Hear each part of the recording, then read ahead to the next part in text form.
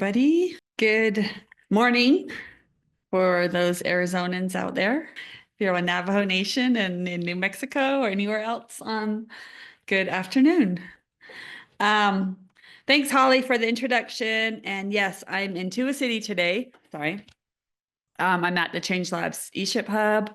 It's always really great to be here and just kind of has this energy around being here. So if you are in the area, I do ask, I recommend that you stop by here, even if it's just to see the space. I think coming here you'll want to come back and do some work here. So can help motivate you to get things done, like your financial projections. So today we'll be talking about what are financial projections. It's really like, what are they? But I would like to have this more interactive. So if you have if you want to get ready, you're going to need just a piece of paper, something to write with, maybe a calculator, just as we go through the slides for you to write down some things or try to do some calculations. If you have any questions along the way, please don't hesitate to put that in the chat or to come off mute and ask the question.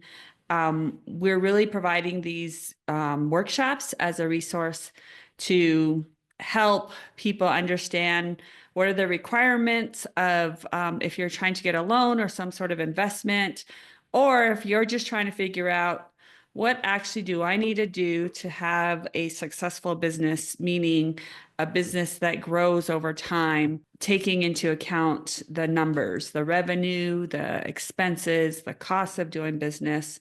What should you be using to do budgets for like marketing or travel? So all of those sort of specific things will come down to what your financials look like. And so this is part understanding what your financials look like, and also part how do you sort of manage that? What kind of revenue do you have coming in and how do you manage that? What are your direct costs and how do you manage that? What are your fixed costs and how do you manage that? So we won't get into all of that today, but this today will just be, very simply going over what are financial projections and why would you use them. So you may have had access to people asking why, or do you have financial projections? Or if you have a bank application in, they'll ask you for your pro forma projections. So we'll talk about all of that. My name is Jessica Stago. I'm a co-founder of Change Labs. I'm also right now the director of capital strategies. And I also am, my other hat is a just transition director at the Grand Canyon Trust.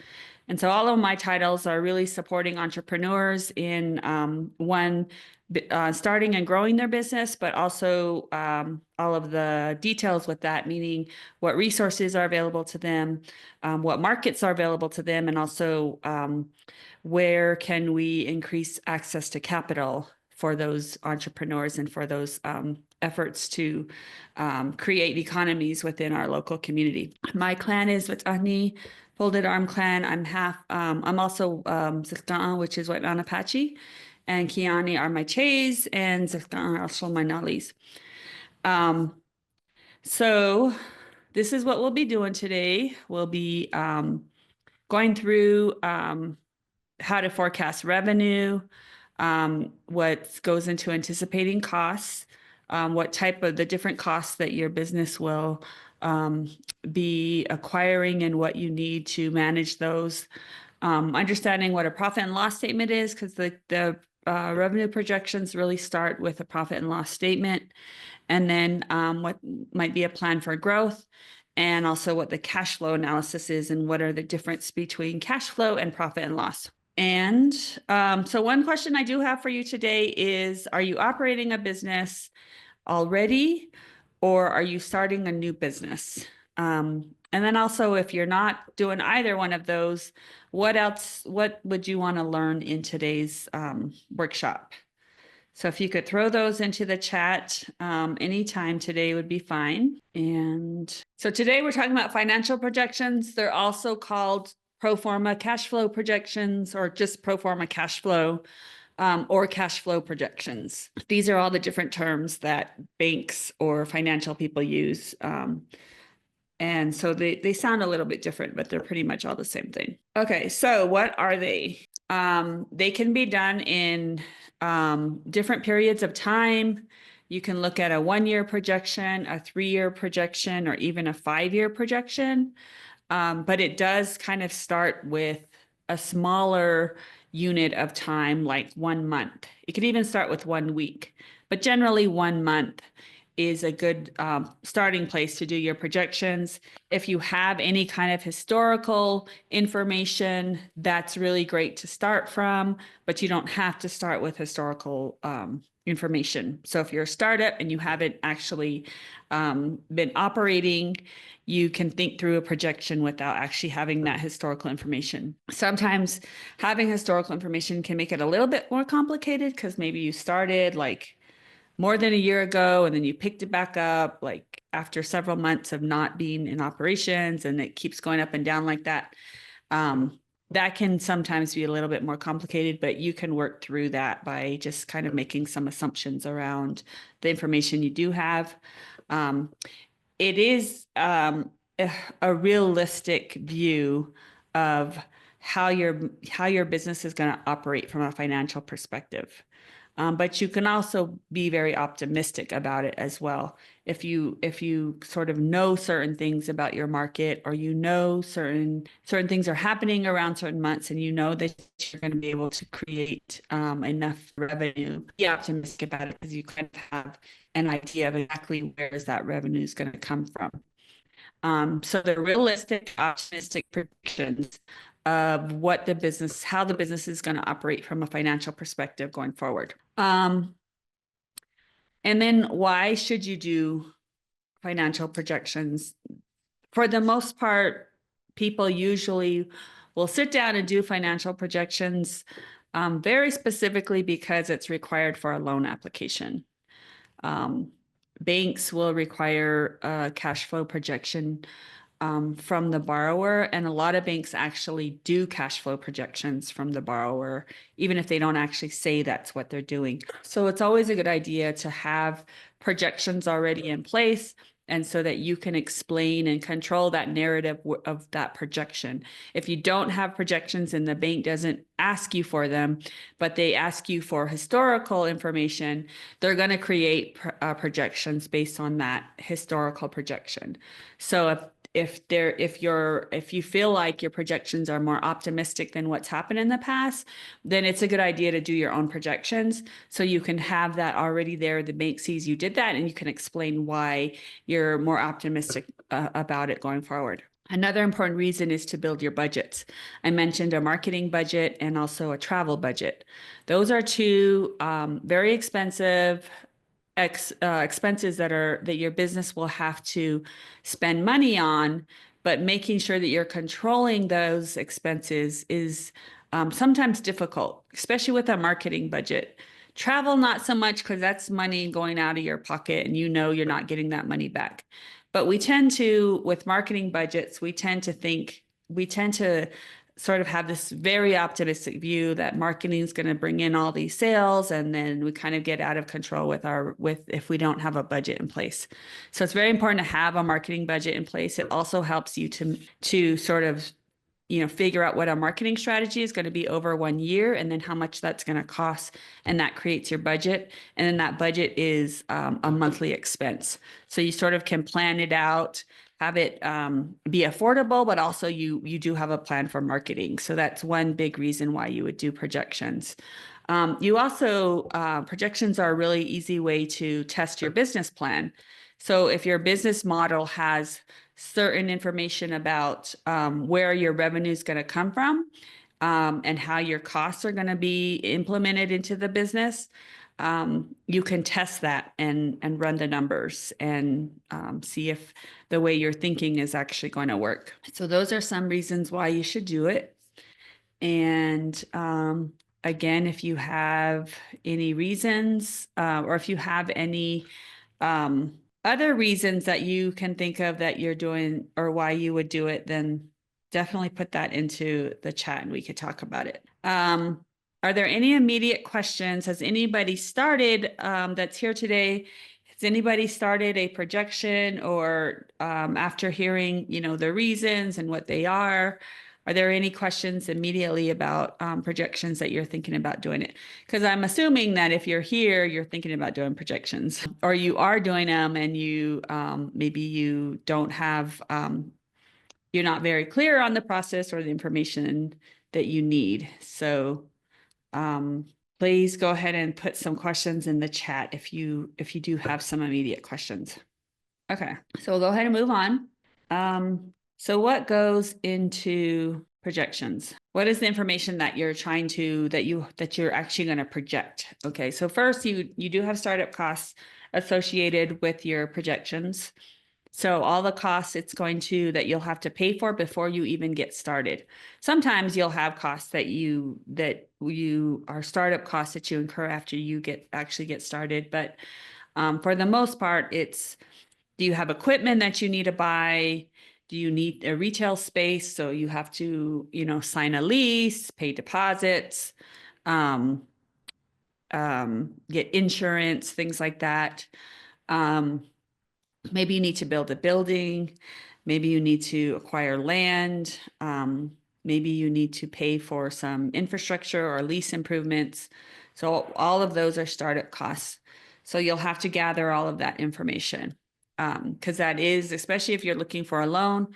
If you're looking for a loan to pay your startup costs, then you have to make sure that all of those costs will result in producing revenue that's going to make that loan payment. So that's the biggest thing within the loan application for startup costs. Again, historical information, past revenues, past costs and expenses. If you already have an idea of those things, that's a great place to start. What seasonality or trends do you have in your business? Are you busy certain times of the month? We do work with a lot of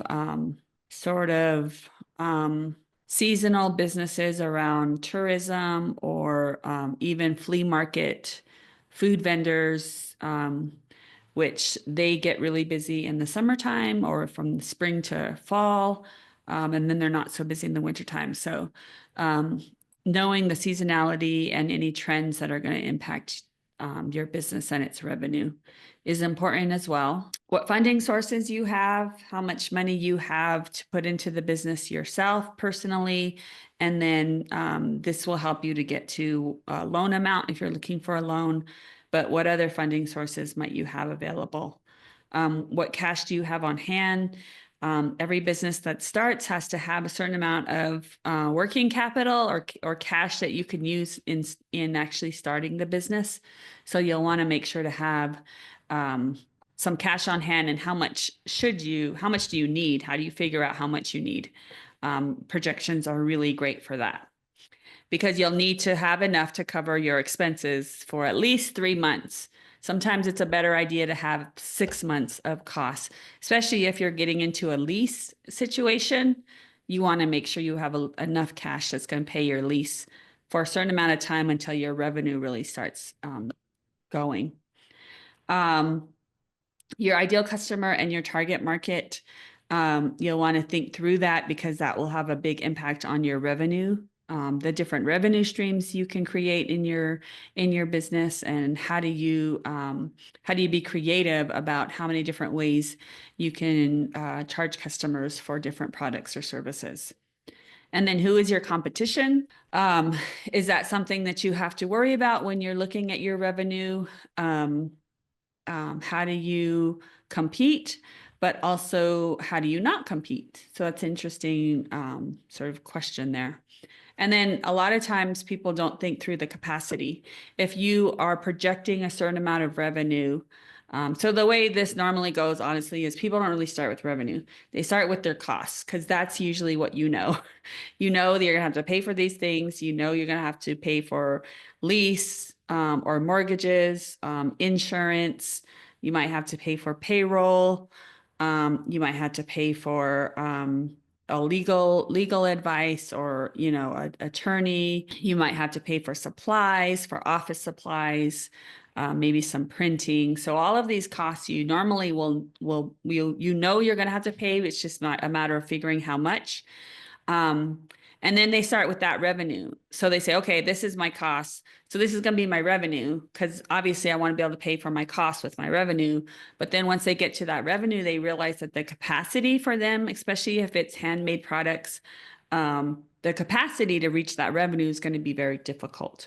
Or if they're trying to reach that revenue without having additional employees, but then if you add employees, you also have to add revenue. So it gets to be sort of like, okay, what do I actually need to get started? But again, if you're looking at projections and numbers, it's really helpful to make those decisions. And then your intentions for growth. How much do you want to grow in the next 5 years? How do you want to manage that growth? What does that look like throughout the years?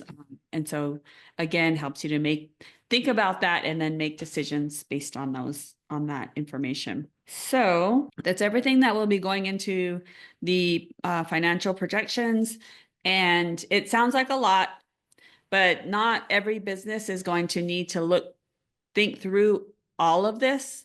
So that's what we're going to do is the bare minimum that you'll need to think about to get your projections started.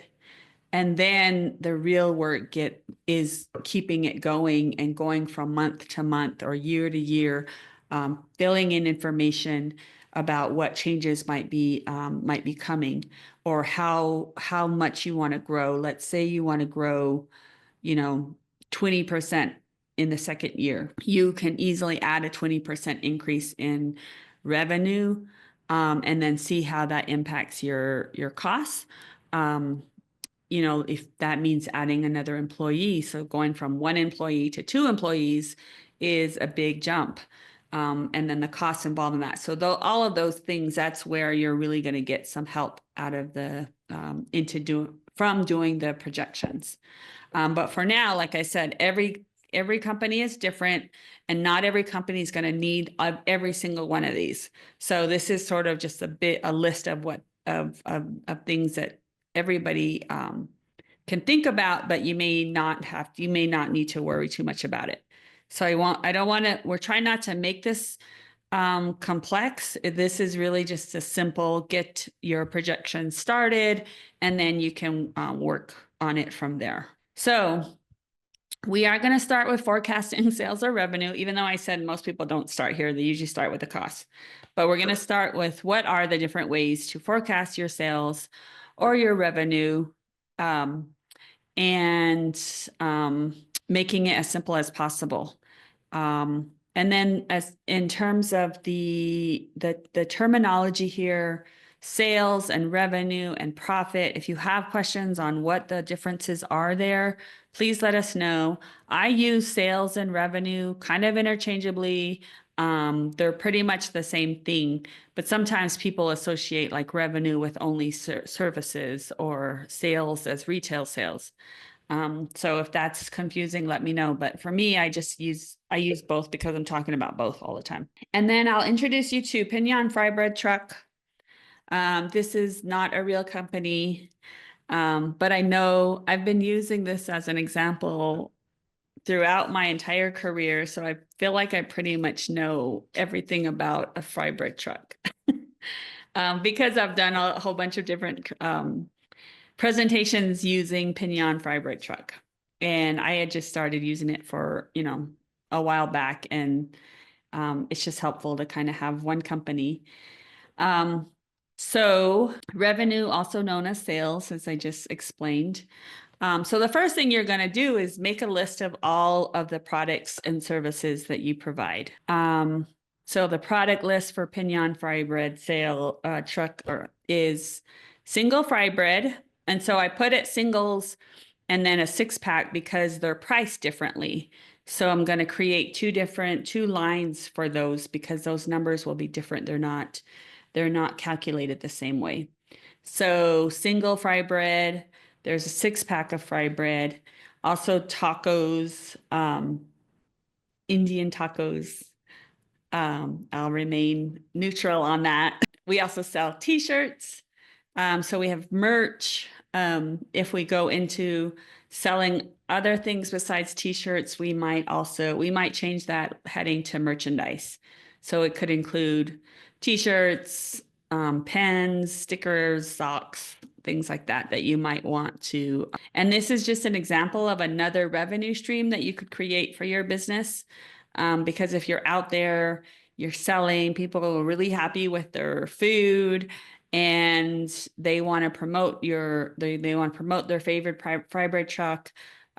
Selling a t-shirt is really easy for them because they're already there and you have it there. And so it's not like they have to go online or anything. It's another opportunity for additional revenue, especially if you can get a good deal on whoever makes your t-shirts. It could be a really good product line that has a high profit margin. So Pinion Fiber Truck also does catering. And so catering is more of a service on my product list. I'm not breaking down the catering into the fry bread that I'm selling or the tacos that I'm selling. I'm just breaking it down into catering. And so it comes onto my projections as just one line item, and that makes it simple for me. You could separate that if you wanted to, and just have like a service fee and then have, and add it into your projections. Like if you have 20 people, then you're selling 20 pieces of fry bread. But I'm thinking to make it simple for me right now, and because I want to look at catering as a different product of the lunch sales, I'm having catering as a service as its own line on the product list. And then I do collect delivery fees. So if I deliver 5 tacos to the school for lunch, and I'm adding a $2 or $3 delivery fee for each of those tacos, I want to make sure that I'm capturing that revenue separately from the rest of the items, because that helps me to see, I'm charging $2 for a delivery fee.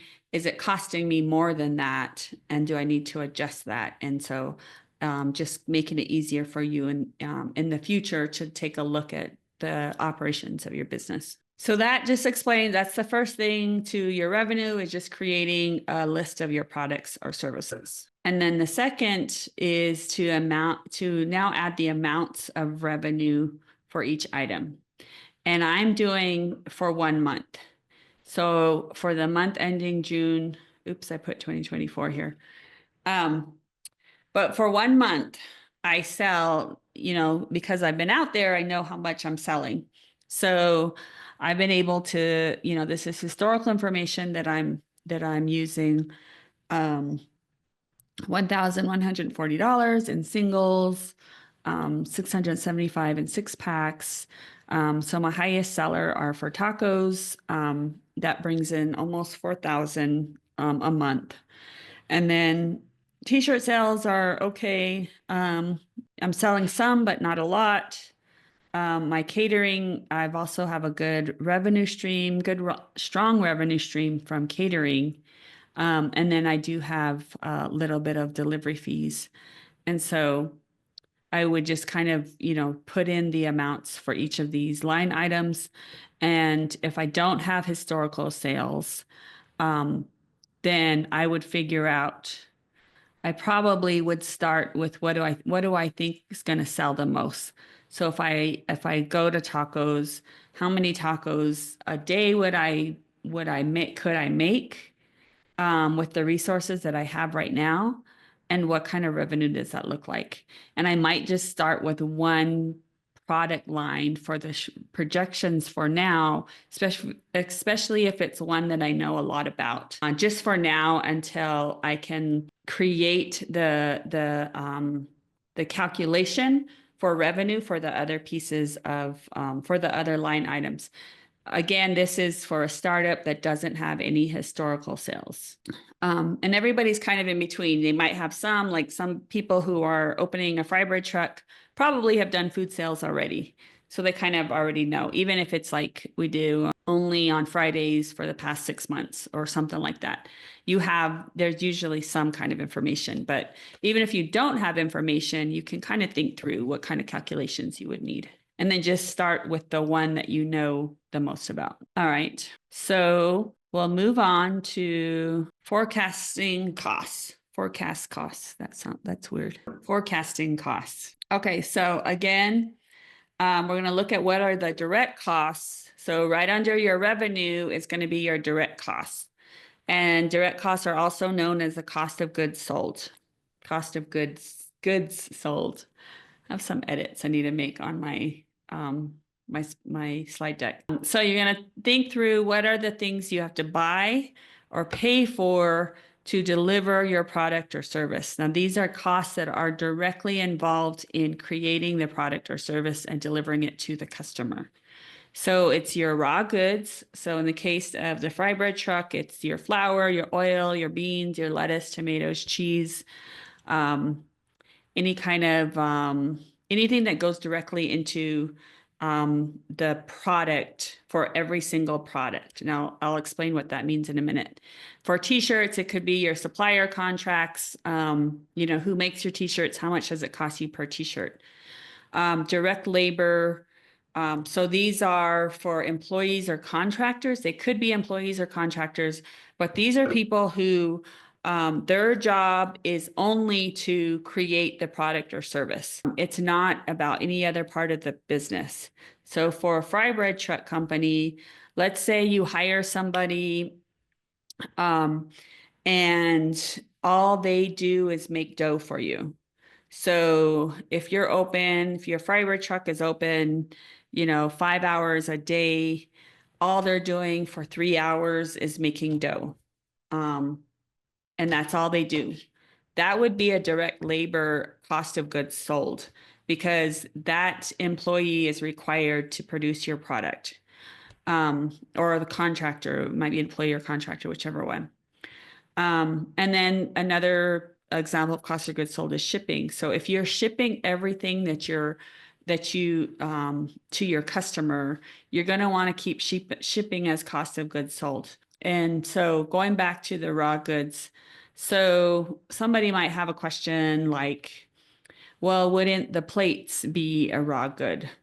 And technically, if you're looking at my specifically about the example that I'm saying, where it's something that goes into the product, making the product or delivering the product, then you would say, okay, what is the plates? But we don't have plates as cost of goods sold because you buy plates in a bulk amount. And so you don't charge the customer per plate. You charge them for that bulk amount. And so you're making a different decision about that cost. So that's why it's not in cost of goods sold. So I just wanted to add that in case anybody was thinking through what their cost of goods sold and what actually needs to go in cost of goods sold. These are essentially costs that if your production of your product or service goes up, these costs also go up. So if you're selling 10 pieces of fry bread a day, and 1 month, and then the next month you're selling 20 pieces of fry bread per day, then the cost of your flour, your powdered milk, your water, whatever goes into that dough, that's going to increase as well. It might not double like your product will, but because you do have some reduced costs due to marginal costs, but it will increase because you're producing more. So that's what your direct costs or cost of goods sold are. Any questions on that? If you're struggling with it, feel free to reach out and ask whatever question. This one can get a little complicated for different types of businesses. So feel free to ask a question if you have any questions. Okay, so then once you have your costs of goods sold and you know what those are, then you'll, on your projections, again, going back to June, now I'm back to 2021. Going back to the 1 month, you'll put in the dollar amount for those cost of goods sold. So on this slide, we're just putting in what does it actually cost and what are you actually paying? I have a question. Hi, Christine, go ahead. So an employee who is like an accountant is not directly responsible for the services we're providing, so they're not a direct cost? Right, Okay, and then this is true also for other things like maybe insurance? right. Okay, And we'll talk about why that is. The attorney sometimes can be a direct cost, especially if it's a large corporation and they do their accounting based on their projects. Attorneys who only work on one project can technically be a direct cost. But it kind of depends on the way their accounting works and if their accounting is all based on per project. But for like small businesses like this, where they only have one product or service, then the attorney fees are what we call fixed costs. okay. Are you going to cover more of that so I can Yep. distinguish? Okay. Yeah, we'll Yep. go into that next. So that's a good question. I think the only one thing right now is going to be to go over what's your gross profit. And this is a really important measure of your business and the profitability of your business. So if you look at this, so our total cost of goods sold was 3,360. And so, and our total, let me go back up to my revenue, which I thought I had another slide here, but I guess I don't. So our net sales were $8,343. And then if you go down to our cost of goods sold, $3,360.53. So then our gross profit is $4,982.47. So your gross profit is really your true profit of your product or service. It is what you are you are generating to pay for the rest of your business, for the rest of the operation. So you want to make sure that gross profit is as high as it possibly can be. And the only way you increase gross profit, there's only two ways to do that. You're either going to increase revenue or you're going to decrease your cost of goods sold. And so if you think about that, then that really has a lot to do with the way that you're managing your business as a business owner. So are you being as clear and as you can in your cost of goods sold in terms of how much is it actually costing you? How much are those raw goods? Are you being are you managing how much these costs are for you? Are you using the best that you can get in terms of the cost of your t-shirts, your direct labor? Are you, using an expensive raw good? Maybe you're using an expensive flour. Do you have to use that? Is that something that is worth it that's keeping your cost of goods high? Now, if you say, I have to use this flour because it creates this product that I value, that my customers value. And so, yes, I'm going to pay the higher price for that flour. So then you look at your revenues and you say, okay, I'm paying premium prices for flour because I want my product or service to have this quality. But then the next question is, but do my customers know why they would be paying for the higher price for a piece of fry bread because of the higher quality flour? And under your customers understanding why they would pay for that is all about your marketing. So you see how if you're managing your business, then you're thinking about things in this way. You're thinking about, one, is your price high enough? Because one of the easy ways to increase revenue is to increase your price. I'm talking too much and I haven't taken a drink of water. So one of the easiest ways to increase your revenue is to increase your price. Of course, then you're going to think, okay, if I increase my price, is that going to impact whether or not people buy as much as they're buying now? Again, that goes back to, am I marketing? Am I telling people I use the highest quality flour, or I have the most fluffy fry bread, or my fry bread is 14 inches versus the typical 10 inches? Whatever it is, are you communicating that value to your customer? Are there any questions on that? Okay, so that gross profit margin is really important for you to understand how much, because that's what you have to pay for the fixed costs that are still coming. And we'll get into that now. So fixed costs are operating expenses. They're also called the cost of doing business. So these are costs that they're fixed because you're going to pay these costs whether or not you make any revenue at all, right? If you're operating, you're incurring costs, and that's what your fixed costs are. So things like legal support, you know that if you're operating, you need to have an attorney there so that attorney can make sure that you're keeping in compliance with the business operating the way that it is.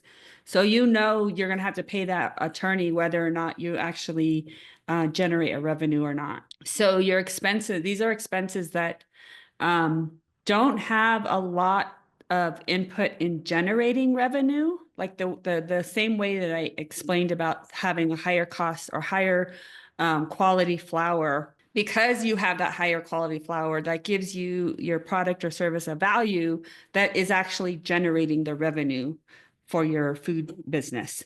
Here, your branded uniforms are part of your marketing strategy. Like you have a brand that you want to uphold. But if your customer, if your employees were wearing a white t-shirt and a pair of jeans, it's probably not going to make a big difference. It's not generating revenue the same way that your cost of goods is doing that, is creating that value for your customers. So these are costs that you just have to pay them no matter what. They're annoying, but you have to pay them, and they're annoying because they don't actually generate revenue, but you still have to pay them. And they also pretty much remain the same. It doesn't matter if your sales go up or down. Your truck payment's going to stay the same. Supplies are probably going to stay the same. Your phone payment's going to stay the same every month. So these are costs that you pretty much know you're going to pay and how much you're going to pay every month. Does that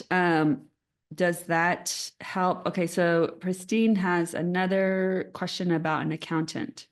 Again, the accountant is not a direct cost. It's a fixed expense because one, you have to pay them no matter what. If you want to remain in compliance, unless you know your own bookkeeping and can do your own taxes, then it's not a cost. But if you have to pay an accountant to remain in compliance, then it's a fixed cost because you have to pay them whether or not you make any revenue or not. Sometimes I know they charge based on the number of transactions. So the idea that the cost of the service would increase if you have more business, but even then, the way that your business is bringing in revenue is on a daily basis. So there might be a lot of transactions, but the revenue is, the revenue comes in on a daily basis. So the transactions are, revenue per day. So it's not exactly like they're going to charge you like you have an accounting cost for every fry bread you sell. You just don't manage that cost that way. So though accounting is a fixed cost, and usually it should, like I should have a cost in here for professional services, which would be legal and accounting. But I think I assumed if this were my business, I would be doing it myself. So the fixed expenses for Pinion fry bread are $2,973. So this is for 1 month. And so I'm going to deduct the 2,973 from that gross margin from the 4,982, leaving me with a net operating income of $2,009.47. So this is my net operating income is my profit for this month. Does everybody understand that? Let's do a thumbs up if you're getting that. And if not, then we can go back over how we got to this number and how we understand that the net profit is that $2,000 number. Sorry, now I'm getting lost in my slides. Okay.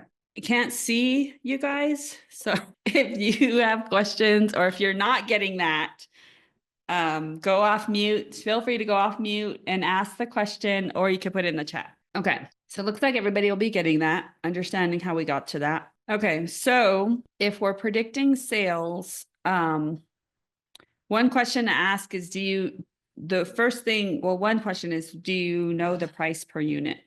And sometimes a lot of people don't even know the unit. So that's even the first question is, what units are you selling? What are you actually creating revenue based off of? And then once you figure out that unit, then you'll know what the price per unit should be, or that might be the next information that you need. And then the capacity. I talked a little bit about how when you're projecting revenue, the next thing is, you need to think about the capacity for your sales, like how many hours of labor will it take to produce that one unit. So I'm thinking through, how many hours of labor will it take? How many hours per day are we out there selling and making fry bread and tacos? If I'm looking at my catering costs, again, how many hours does it take to make the food? What kind of, and then on top of that, what's the service fee that I have to charge for catering, especially if I have to go on site? So there's another layer of, it could be costs, but also just thinking through the service fee as a way to increase profit. What percentage of the price for catering do you want to have as just service fee? Because that's pretty much pure profit. So all of these things will just kind of be thinking through your head. If you have, again, thinking about the catering here, will you need more employees or contractors? So if you're going to a certain event and you're delivering product or service there, you're delivering a catering event, then do you need more people to help you? And is that going to increase your costs? Then that's going to eat into your service fee, and that's going to eat into your profit. So these are just some things to think about in predicting your sales. Again, this is very simple example. Things could get more complicated. If you have a lot more product lines, things are complicated. Sometimes you have to think through, instead of having every single product, you have product groups. And then your groups would really be organized around, again, the unit. Can you easily assign one unit to that product group? And then can you easily assign a price to that product group, or to those units in that product group? So sometimes it can get a little bit more complicated than this. This is pretty simple. But I wanted to just go through that in a simple example, and then we can talk about any complexities if you have any. All right. And this is for Pinion Fry Bread Truck, the price per unit, and then the quantity. And then here, I sort of, again, did a forecast based on the units that I think that we sell within a month. So 380 singles of tacos per month. And shoot, I forgot my calculator, and my phone's out there. But anyway, you can go through, like I would go through and go, okay, 380 tacos or fry bread, then how much is that per day? And do I actually have the capacity to create that, or to deliver on that? The catering, so it looks like the whole amount for catering was just a one-time event that I charged $2,438. So then it would be interesting to know, how many people was that for? Was that enough? Was it too much work and I didn't make very much money?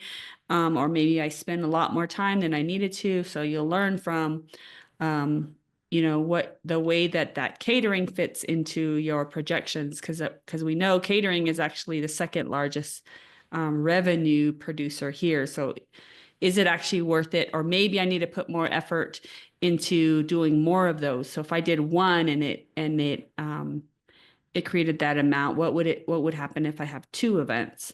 And then you start making those calculations in terms of costs, but also in your marketing and just your goals, your revenue goals over the months. Okay. So again, cost of goods sold. I think my slides are out of order here. Okay, so labor.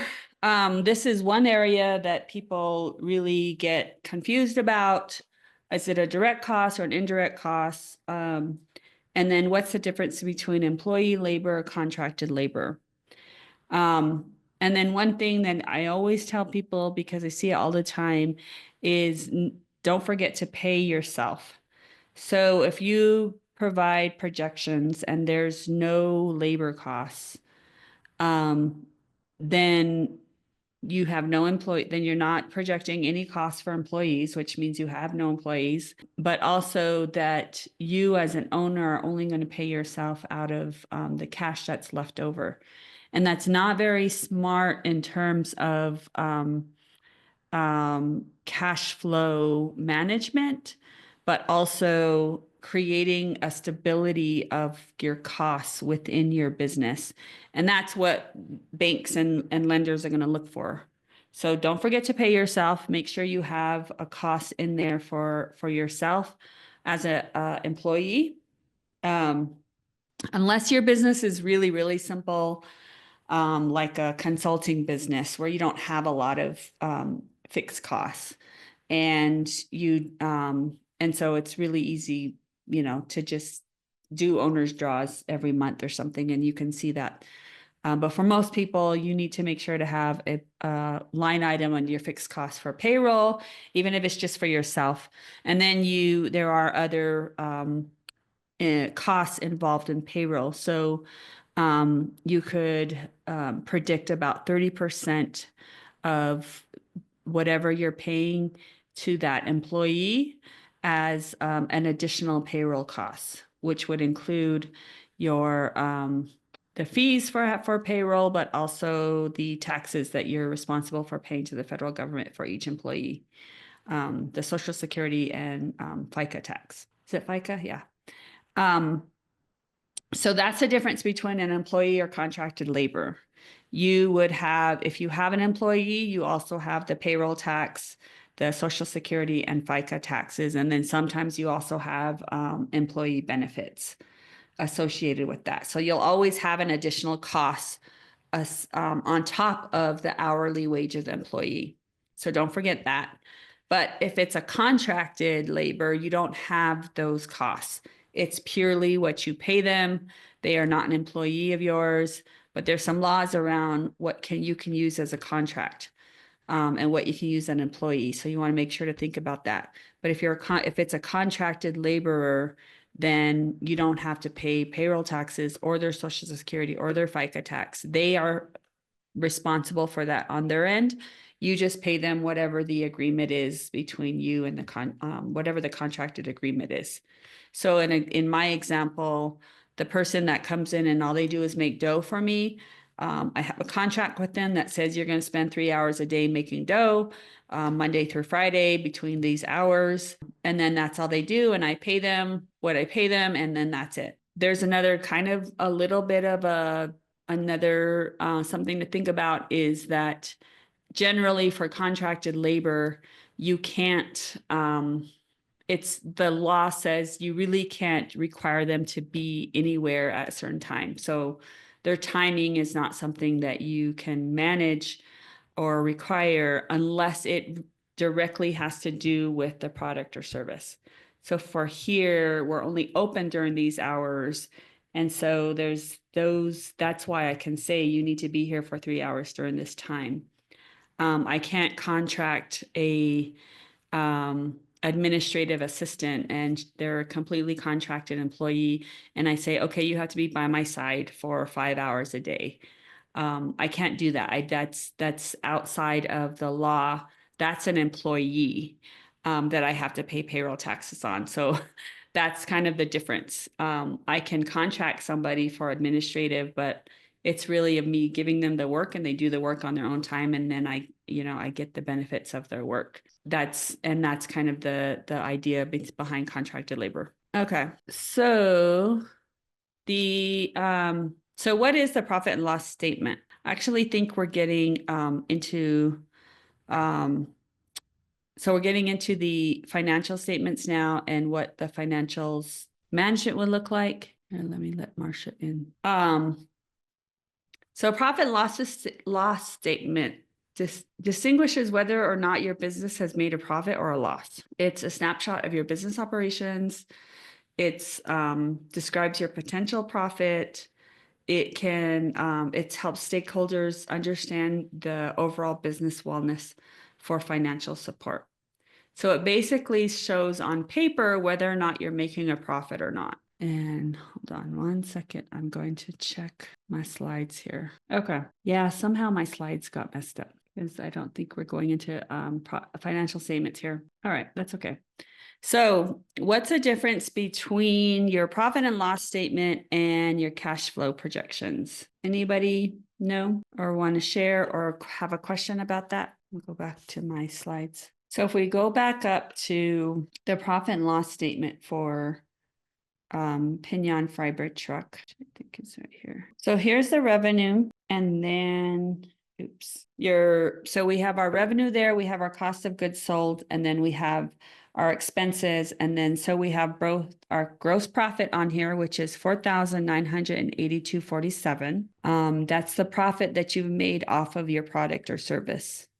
And then you take out the total expenses, which are 2,973.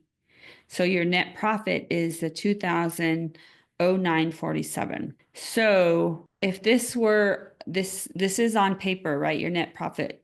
But if you're looking at your bank account, would you have $2,009.47 in your bank account? Hopefully you have at least $2,009.47 in your bank account. But you really should have, I would say, at least $18,000, $20,000 in your bank account for this type of a business. And why do I say this? Can anybody tell me why I would say 18,000? Anybody guess why I would say 18,000? Looking at this, I'm sorry, I think I messed it up when I was moving stuff around. In the chat, Jessica, it said because the business would be running for months or years, so the profit would add up as a question. Okay, that's a good guess.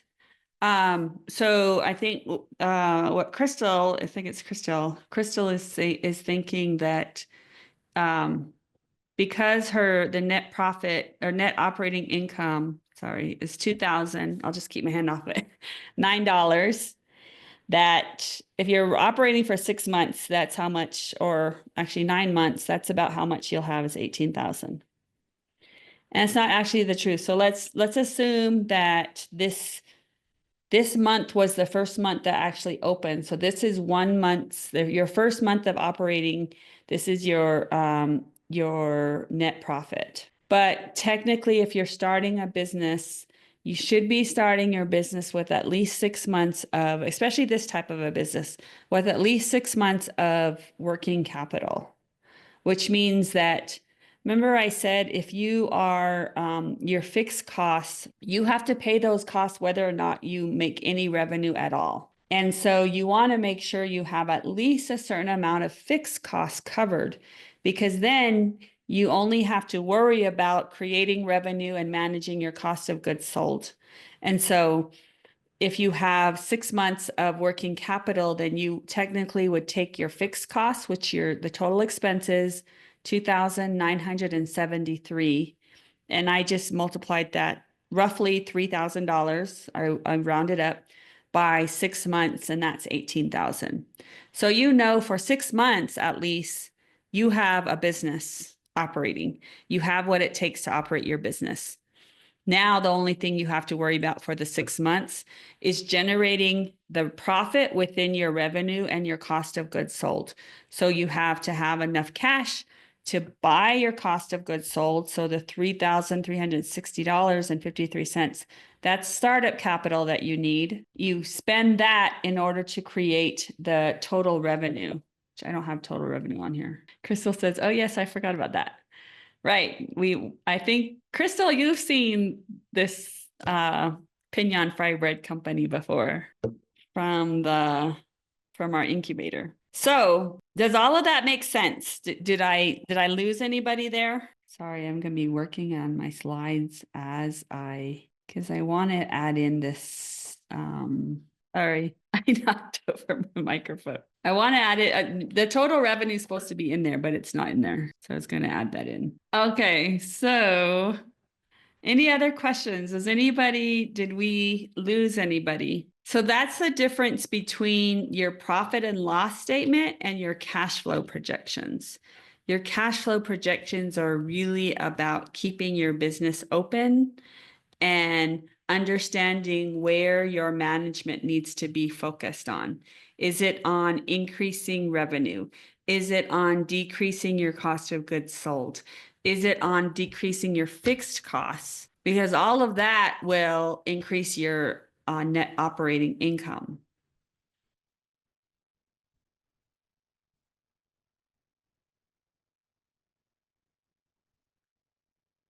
That makes sense. I know it worries me because generally when people don't have any questions or don't have a comment about it, it's not completely clear, especially when it comes to financial projections, because it's really easy to get lost. And I understand, I tried to make it as simple as I can. And I know that not having my slides exactly correct is distracting too. So I apologize for that. But I really want this workshop to be more about like having the opportunity to go through the material, but then if you're thinking about your own projections for your own company, what are the hangups going to be? Because this gets, as I said, complicated when you have different revenue streams, or you want to have an existing revenue stream that you might not have now. How do you cost that out? What are the costs involved in that? Is it a cost of goods sold, or is it a fixed cost? And then what does that mean for your financial planning? So, and a lot of times let's go back to the loan example. If you're trying to figure out how much of a loan you need, a lot of people will say, well, I need a loan for a piece of equipment. Like let's say $50,000 and I can buy this equipment and it's going to create this, let's say it's a printer and it'll help me to create, more printed t-shirts, and that will increase my revenue by $20,000 a month. So if that's the case, then where do you start? Okay, you have the $50,000 equipment, but do you have money for the t-shirts? Do you have money for the marketing? Do you have money for the retail space? So, and then how much money do you need if you need help selling the t-shirts? So that's where this comes in, like, okay, let's get those costs in place and put them on a paper. So we'll know not only do you need the money for the equipment, you also need a little bit of money to actually to make use of that equipment productive. Put that into the production of your business. There's some costs involved there too. So that's why we're doing these workshops. So when you come to the workshop, you can think through, okay, here's everything that I pay for in my business. I don't know if it's a direct cost or if it's a fixed cost. So I can't really tell which one I should be focused on if I'm trying to figure out how to increase my revenue, or if I'm trying to figure out how to increase your gross profit margin. So that's part of the workshop. And again, we'll be doing these workshops every month. So you might kind of, just be thinking through it right now, and then you can go and start your own projections. We have templates. If you want access to a template, let us know. We can send you a template that we use. And then when you come back, we'll be doing the same workshop next month again. Maybe then you have some numbers and you can figure out where there's some questions, or there's something there that you don't know where to put it. bring those questions to the next workshop. And again, the next workshop will be me going over this again, but then hopefully there'll be more questions around how to actually, what the numbers you're working with are, and how you should be thinking through something like a loan application. The other thing to think about with that is that loan applications, the banks want to know exactly what you're going to use that money for, and how is that going to help you to increase your revenue or decrease your costs, and be able to make that loan payment. So just to kind of end with that. I have a quick question. So the reason I don't have any questions about this is because I'm also trying to think about what my own costs are, my expenses are, and kind of separating them into direct costs and these fixed costs. And I feel like what I have is maybe a little more complicated than the examples you have. So, is this something that I can do the one-on-one coaching sessions with? Like to meet with somebody and talk about it? And okay, Yeah. Yeah, because it's exactly. That's definitely what you could use the one-on-one coaching sessions for. And there's okay. the link in the chat to my coaching sessions, but there's other coaches also that can help with the projections. Okay. Well, I'm already talking with Holly, so maybe I'll reach Yeah. out to Holly. But I mean, I get generally, with the example you have of what those differences are, but also in my mind, I'm trying to like relate it back to what is my reality of my little nonprofit, right? And so I'm sitting here thinking like, okay, the payroll taxes and property insurance and all of this stuff is like I'm trying to in my mind separating all of them and trying to figure that out. But I do think I need help. So I'll So, reach back out to Holly. okay. And then that's what I meant by some of the complications. Like what I know about your project Mm-hmm. is it's very project based, right? So you have an organization that has services that it provides, and you have revenue coming into the organization specifically for those services. But there's Mm-hmm. another project there that's out a year, or, it's not now, but you're trying to get there. So how do you do projections based on that? Um, and folding that into your existing financial infrastructure. So Yes. it's about figuring, it has to do a lot with the timeline and then when you'll start to incur the costs associated with this development. Mm-hmm. So you can time out, okay, these 6 months will be paying legal services that has to be folded into our existing budget. But then at this point, we want to get a loan to pay for the, development costs. And this is the cost of development. These are the services we need, like construction or whatever. And so this is where we really need an infusion of cash. And so it's got to be the loan, but then we need it to have this amount of time before that we can absorb loan payments into our budget, our existing budget, and then how long is that before the project actually needs to start creating its own revenue? And for projects, that cash infusion may be another loan or an investment. It's not specifically revenue, but you will take out the if you have additional payments, if it's another loan and you have additional payments that you're taking in, or you have an infusion of cash from an investor, then you can add that to your financial projections based on the time. So it might be like year 2 is when that happens. So it helps you to figure out the timing of all of that too. But it does get No, complicated. It'll get I complicated. yes, but I can see that it can be very helpful Yeah. because like in the future, once that project is developed, I also need it to help me determine like when I do need to add on new staffing and how much for new equipment for additional staff, like vehicles and things like that, that I haven't really quite worked out the details on all of those and like when is the appropriate time to start factoring that in, that growth for the organization. Yeah. It's kind of mapping, doing a mapping, like you could do a mapping just on activities over the years, like year 1, year 2, to keep it less complicated. Year 1, we want this to be done. Year 2, we want this to be done.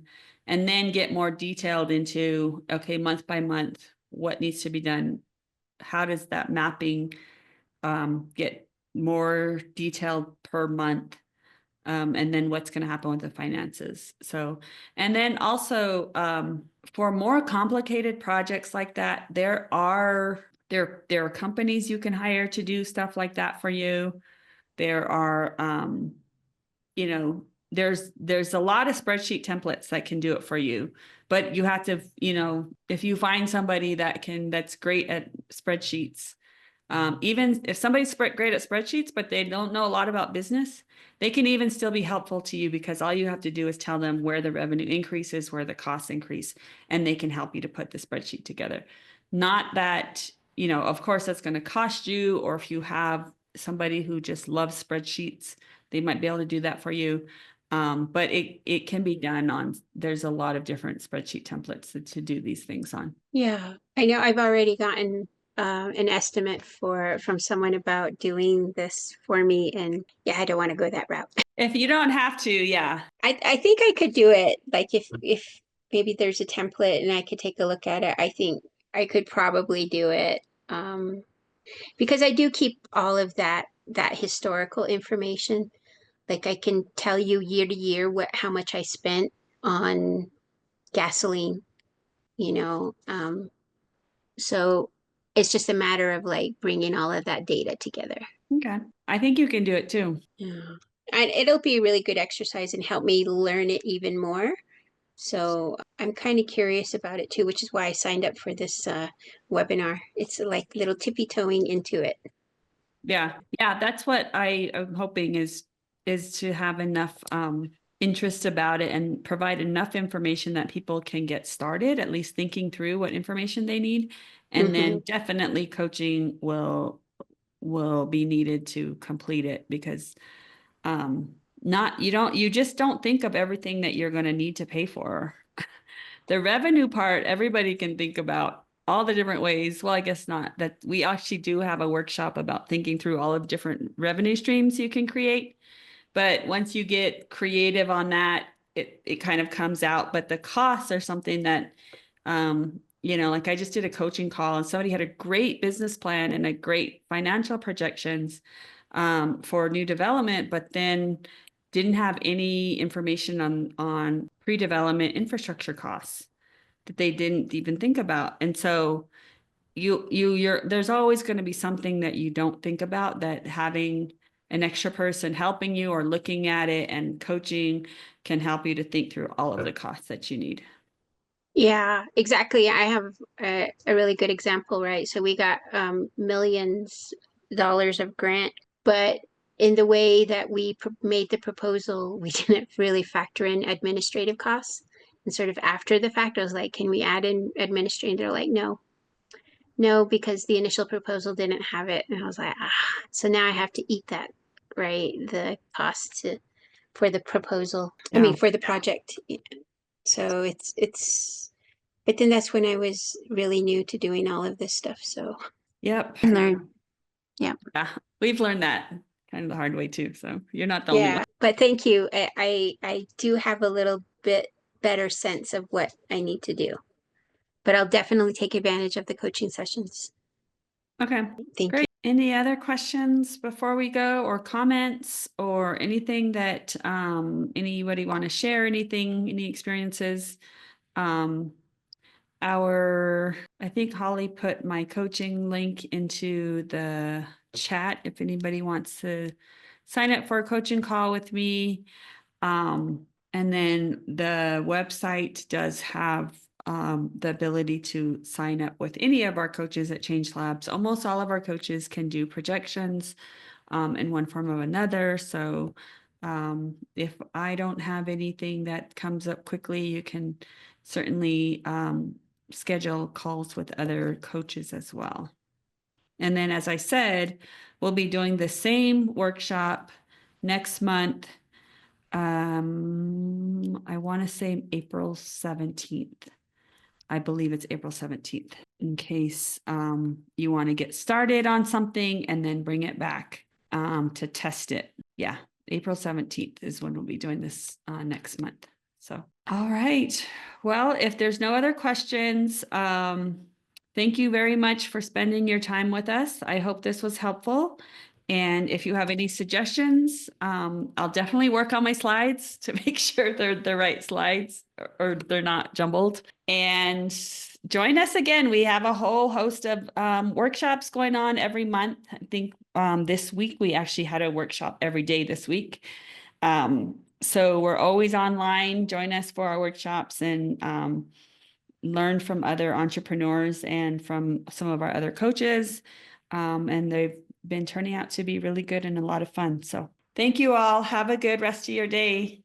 My name is Jessica Stago. I'm a director of capital strategies here. I'm also a co-founder of Change Labs. And we're an entrepreneurial support organization, which means that we provide services to entrepreneurs to help them to start and grow their businesses. We have several different programs. The first one is our entrepreneurship hub, which is located in Tuba City, Arizona. It's a space where you can go if you're looking to do some work. So you can work there. There's internet if you need to do any printing. There's also, you can get business coaching there at the hub. We do workshops from the hub as well as many different events. Next Tuesday, we're having an event there where we invited Indigenous woman from Canada who founded a makeup company, and her makeup is now sold in Sephora. So she's coming out. She's coming out and we'll be doing a master class out there. We're also going to have like some vendors. And so it's going to be a really neat day. It's on Tuesday, April 22nd, if you can make it to Tuba City on that day. We also provide workshops and online coaching. You can go to our website and sign up for coaching, which will give you access to people, anybody who wants to talk to a business coach about, anything going on with their business, that's available on our website. And then we also started a lending program. We have the Navajo Small Business Credit Initiative that we just launched this year. And it makes loans available from 10,000 up to 1.5 million. And that's what the workshop that I'll be covering today is on financial projections to get people ready for loans. So I'd be interested in hearing if you've applied for a loan or if you're thinking about applying, and a little bit about your business. So don't be shy. It looks like there are people that are waiting to get in, but I don't see them coming up in the queue. You said, I heard you say you're new to business. Are you a new business owner or? I could answer. We're currently on the road. That's why I'm on the line too. My husband's name is Ivan, and my name is Valerie.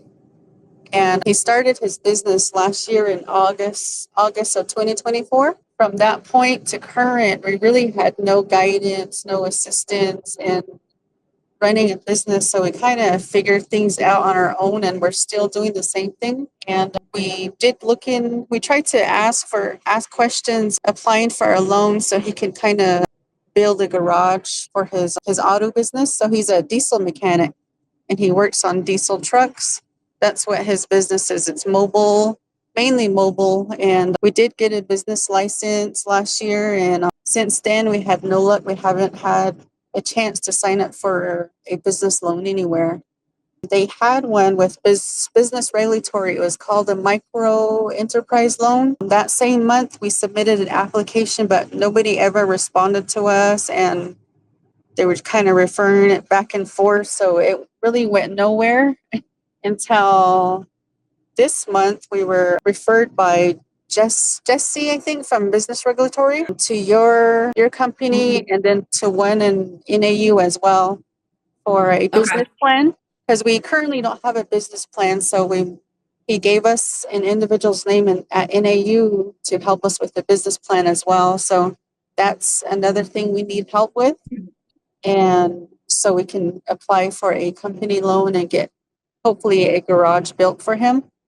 And we're having trouble looking into like insurance for the business, like a commercial insurance, and to include 2 vehicles on there. So I've been calling around looking for the right insurance and price ranges as well. So that's where we're at. He is busy. He's been traveling around, utilizing his vehicle and purchasing his own tools. And right now he's the only one working. He's the only employee, and we're looking into getting money so he can maybe at least hire one other person. And so as far as uniform and everything else, we've been purchasing out of pocket expenses pretty much. And so that's where we're at now as far as this business. Is there anything else? Okay.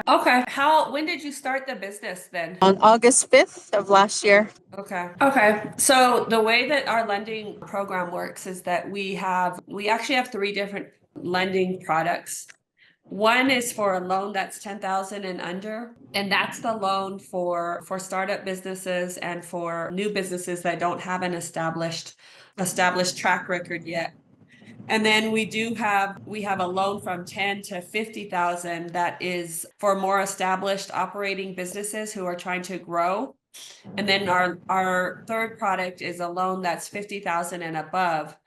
And that one is actually more like a referral out to other lending institutions. And some of those lending institutions do startup loans.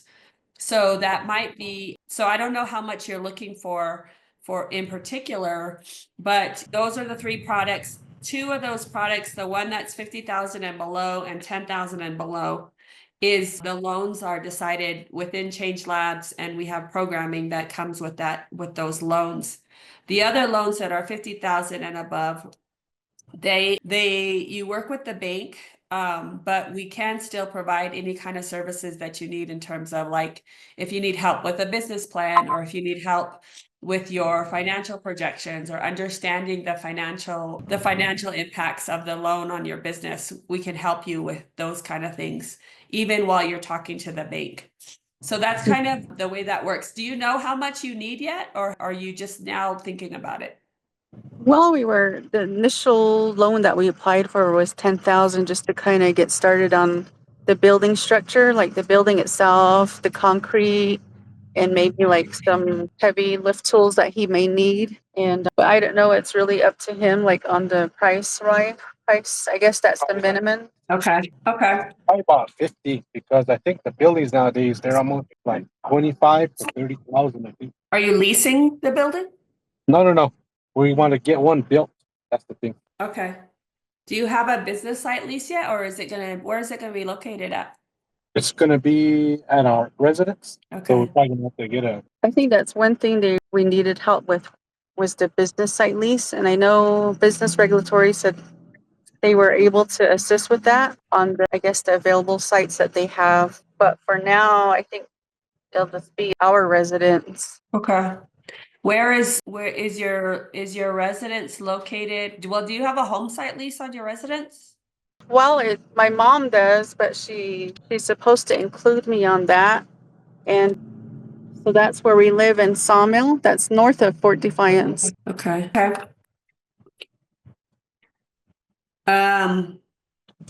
Okay. I don't know what they've told you at Business Regulatory. Building is it something you want to build yourself, or is it something like a steel building you're just going to purchase that you just put on the site? Yeah, kind of like a steel building. Okay. Yeah. You might not need a business site lease for that, but I'll let them decide that for you. And then it kind of depends. It just depends, because if you're gonna do over 50,000 on a startup loan, or around a little over 50,000, it goes to a bank. And so it just depends on what lender, but they may need a business site lease or a home site lease that's in your name. So I just want to warn you about that. Okay. But we'll see how that goes. And then the other thing they'll ask you for is for a business plan. Have you done that? Or Yeah, we were supposed to set up an appointment with, I think her name is Lori or somebody from Cholo area. Oh, okay. We were referred to her. I guess she's with NAU, and She's supposed to assist us with the business plan, but we haven't reached out to her yet. Okay. So, but yeah, we'll probably reach out to her next week and see if we can get our business plan started. Okay. All right. I'll go ahead and just get started with the presentation. And then if you have any questions, just stop me. What we're talking about today is how to do your financial projections. And that will be a part of what you'll need in your business plan. Yeah. And then maybe it'll give you some ideas as to how to get started and what you should start thinking about to do the business plan. Okay. So let me go ahead and get started here. So we're talking about financial projections today and what they are.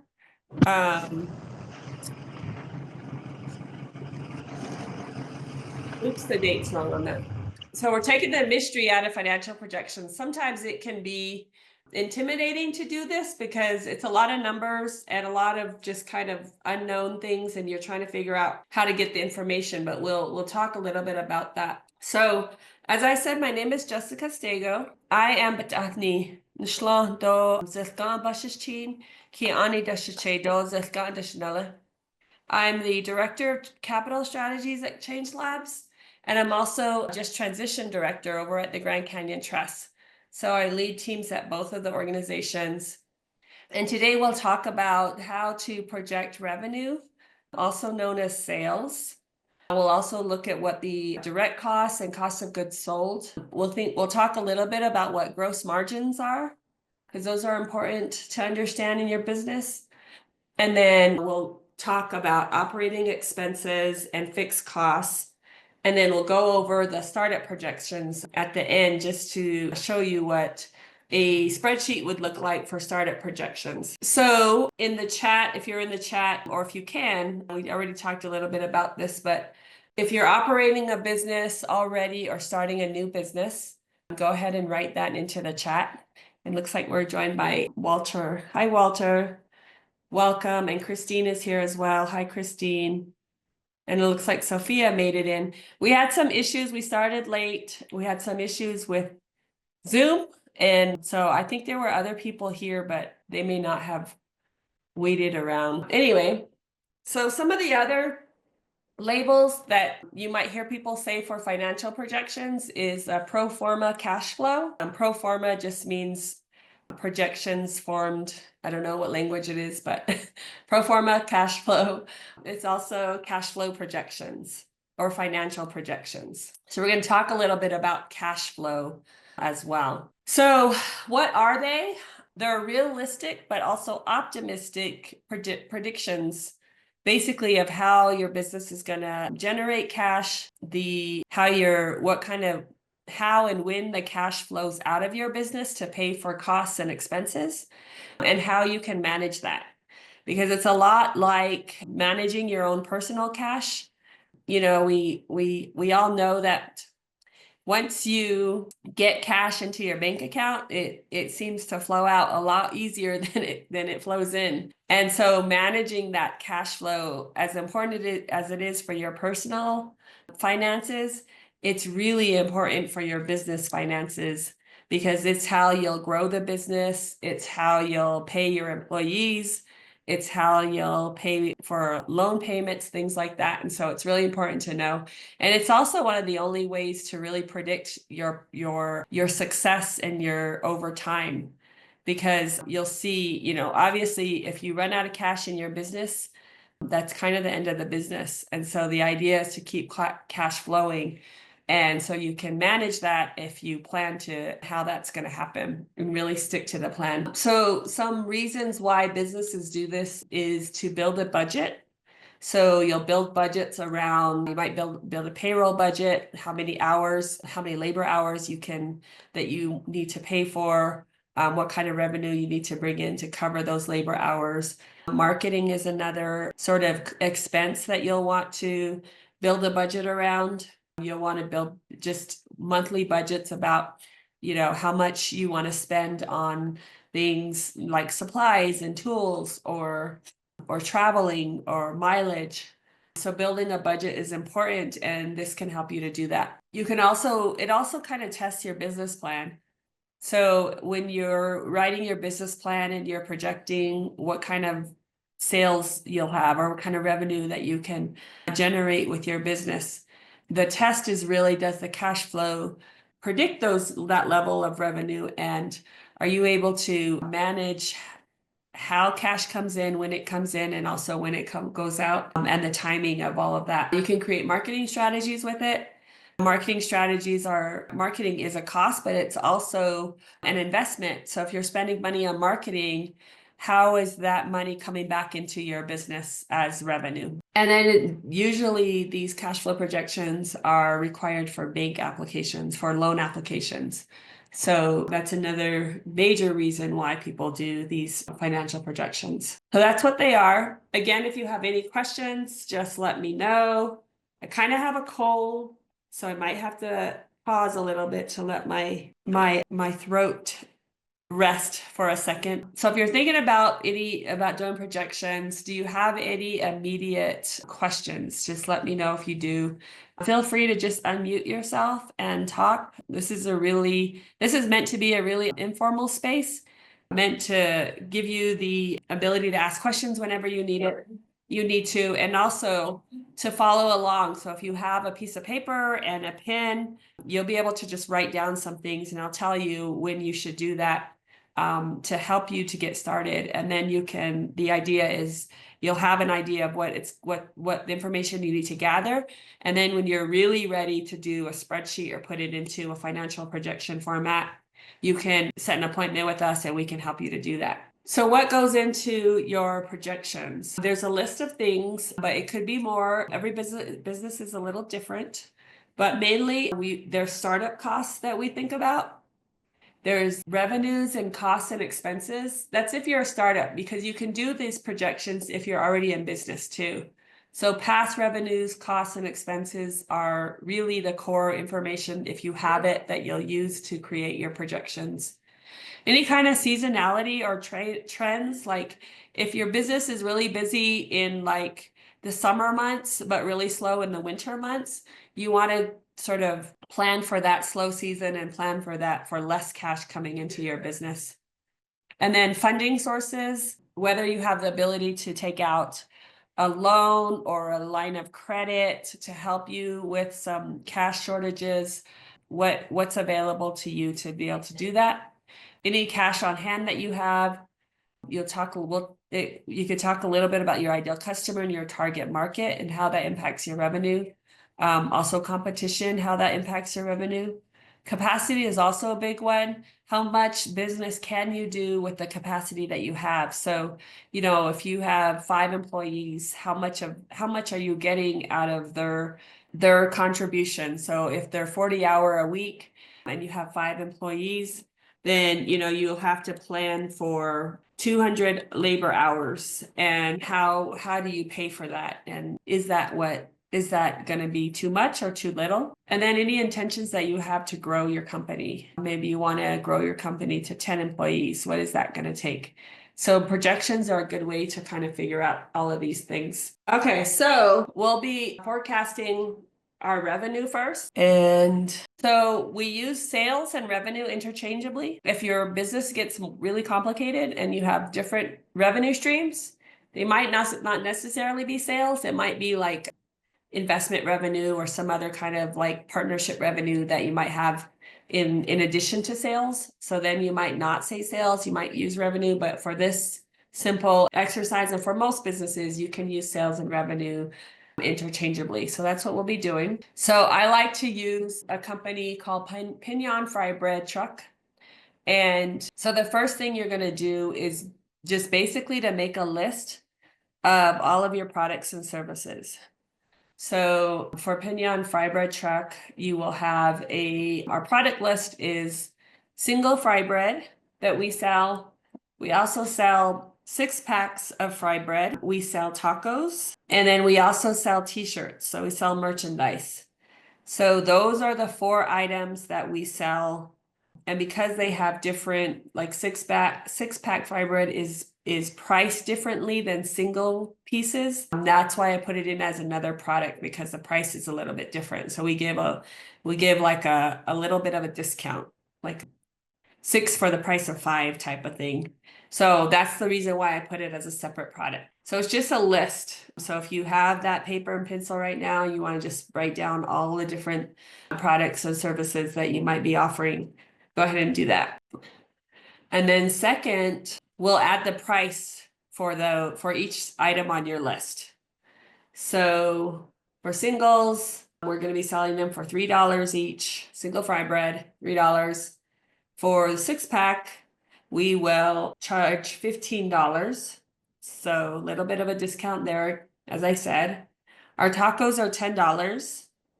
And then I sell t-shirts for $25. So basically just next to the list that you have, write down the price. And if you can't, and if you don't know the price yet, that's okay. You can get started just by guessing. A lot of this is guessing. So if you don't know, just think, what do you think it's going to be? Because when at the end of doing your projections and you see how things shake out, that's when you'll start realizing, okay, maybe this is too high or this is too low. For now, as you're just getting started, you're just kind of figuring things out, you're just going to write something down. So, and then you're going to add the quantity of what you think you can sell. And because we're starting the projection, we start with 1 month. So it says Pinion Fiber Truck revenue for the month ending March 2025. So I'm going to go in and say, this is what, if I'm an existing business, I'm going to really write down what we sold. So in the month of March, we sold 769 single pieces of fry bread. We sold 54 6-packs. We sold 586 tacos, and we sold 34 t-shirts. And then you just do the math across, right? You just figure out what is the sales revenue from each of those items. And then you come up with the net sales of 9,827. So if you're following along on a piece of paper, just write down the quantity next to your prices, and then you can do the math now or later, depending on how many products you have. And so your net sales is basically the quantity times the price and all of that added together. And again, it's important to remember this is only for 1 month. So you start with 1 month because you're basically just going to multiply that across the 12 months for the 1 year, and then do that, just multiply that by 2 or 3 years, and you very quickly have a 3-year projection.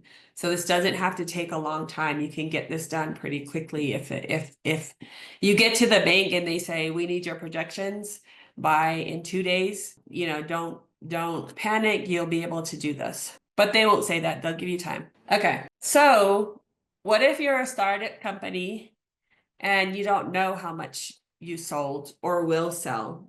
So again, the best thing you're going to do is just to guess. So the main thing, you kind of have an idea of what price you want to charge, but you may not know the quantity that you'll sell over the month. And so it's hard to get to a total sales number. So what you'll do is you will guess. And so a method, and basically this is just like kind of calculating based on the things you do know. So you do know how many days are you going to be open. So I'm a fry bread truck. I know that I want to at least, my customers are working during the week, and that's who I want to target. So I'm going to be open Monday through Friday every week. So there's 4 weeks in a month, 5 days a week I'm going to be open, and so 20 days a month. And then how many hours per day? I know that, again, I'm trying to target the lunch hour. So I probably will be open 4 hours per day, right during that lunch period of like 10 a.m. to 2 p.m. Outside of that, I'm not trying to target that. That's really, I want to do all of my business in those 4 hours every day. And then how many fry breads can you make per day? So this is where you think about your capacity. Like, what's the realistic amount of output, or what's the realistic amount of production that you can generate within the hours that you're open? So we have 4 hours per day. I'm kind of guessing that I can probably make 20 pieces of fry bread per hour, as long as my dough is prepared. I have, access to heat and oil and hot oil. I have the space to do it. I can do it safely. My best guess is that I can probably make and sell 80 fry bread per day within that 4-hour period. And so now you know, because my core product is fry bread, even though there's 6-packs and there's also tacos, the thing that I have to make is the fry bread. That's the main thing. I can't sell a taco without fry bread. I can't sell 6-packs without fry bread. So that's why I'm focusing the capacity on the fry bread. And then since we have 80, so we know we're going to do 80 per day, then you just kind of have to think through or guess again of the 3 products that I have, the fry bread, the singles, the 6-pack, and then the tacos, how do I divide up that 80? And so my guess is that I'm probably going to sell the thing I'll sell the most are single pieces of fry bread. So that's 34 singles, and then 18, maybe about 3 orders per day. At least that's going to be my target. Again, I'm giving a discount, so I don't want to have to do more than that, right? You want to get every dime for every bit of product that you're putting out there. So I would like to only do about 3 orders per day. And then 28 are going to be tacos. Again, it's the lunch crowd, so people are going to want tacos for lunch. And I might even switch that to have 28 tacos and 28 single fry bread and then 34 tacos. But for now, I'll just leave it like that because that's how I did the calculations. So again, this is basically what you're going to do. You're going to break down how many hours you're going to be open, what can you produce in that time, apply your pricing to that amount, and then you'll come up with your revenue. So, and then again, we want to put that into 1 month. So 80 fry bread per day times 20 days. So 34 are singles. So I'm going to sell 680 pieces for the entire month. I'm going to sell about 60 6-packs. I'm going to sell 560 tacos, which are 28 tacos per day times 20 days. And then I think I'll probably be able to sell about 1 t-shirt per day, or at least that's going to be my goal. So as people are coming to my fry bread truck, I'm going to be trying to push the t-shirts and get at least 1 per day. If I don't get one day, that means tomorrow I got to sell 2 t-shirts to make up for that. So you want to be thinking about your revenue that way. If you don't get it one day, how are you going to get it again? Get it the next day or the next day. And so again, this is for the whole month of March of 2025. So your net sales are now 9,040 if you do the calculation for that. And it's pretty close to what we originally said. I think it's 9,827. So we came up with 9,040. And we'll go ahead and stick with that because with that calculation. So we know what the revenue is for 1 month. And then, so the next thing that we have to forecast is forecasting the cost for doing business, the costs. And then this is basically forecasting expenses as well.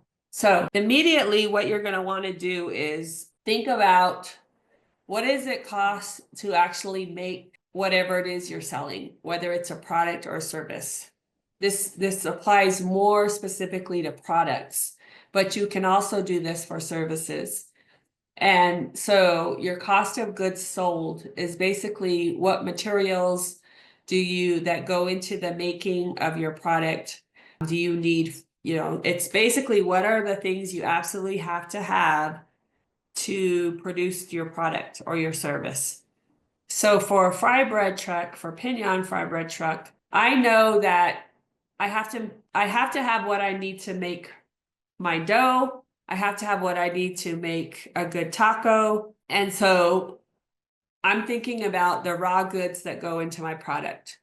The flour, the oil, the beans, the lettuce, the tomatoes, cheese, onions, all of those things that I have to have in order to produce the product or service that I want to sell to the public.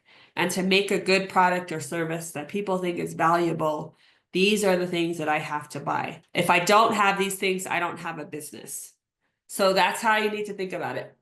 And then as far as t-shirts, there's suppliers. I have a vendor. I need to make sure that I can buy the t-shirts from this person because I don't actually make t-shirts.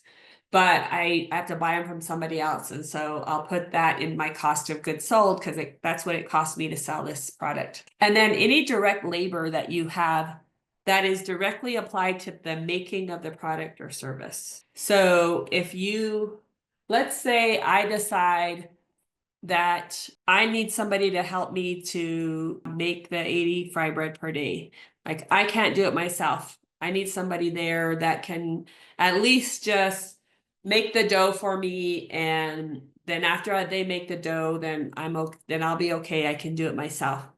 And so I'm going to hire somebody to make dough for me, and they're going to work like 2 hours every day just making dough.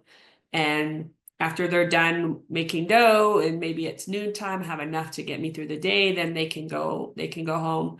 So that's my direct labor. And that's what I need, that person to help me to make a quality product. And so that's what I'm going to be putting into my cost of goods sold. So once you have your list, it's called direct costs or cost of goods sold.